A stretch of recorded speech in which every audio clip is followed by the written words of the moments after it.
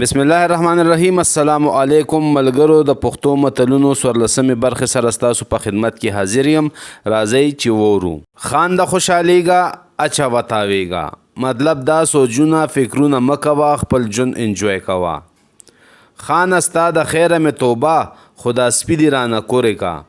مطلب دا چې فایده مه را رسو، ستا فایده مې نه ده پکار، خو تاوان مه راکوه.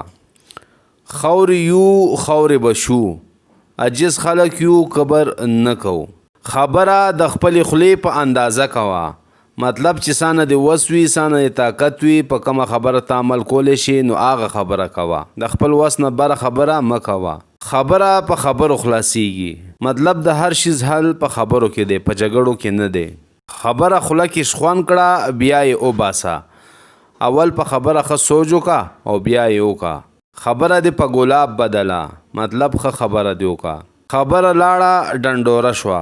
مطلب یو داسې کار وي چې سړی پټ ساتي او هغه خلکو ته معلوم شي، بدنامي پکې وشي، نو سړی بیا دا متل وایي.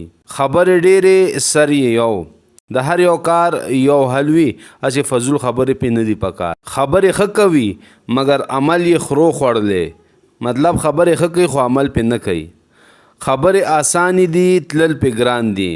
خبره کول خو ډېر آسان کار دی، خو په هغې عمل کول دا ډېر ګران کار دی. خبرې ته پرتوګ ما غونده. مطلب چې سړی یو غلط کار وکړي او هغې دپاره بیا بانې او تاویلونه پیش کوي چې داسې و او داسې و، نو هغه ټایم کې سړی وایي نه بس خبرې له پرتوګ مه جوړوه. خبرې ښه کوي خو زمونږ کلی مولا نه نیسي.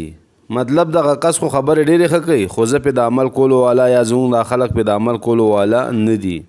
خپل عمل د لارې مل، چې څنګه د عمل وي هغسې به د ژوند تېرېږي. چې ښه عمل کې ښه ژوند به دې تېرېږي او چې بد عمل کې بد ژوند به دې تېرېږي. ملګرو دا و د نن متلونه او د هغې مطلب. اجازت غواړم د الله په امان.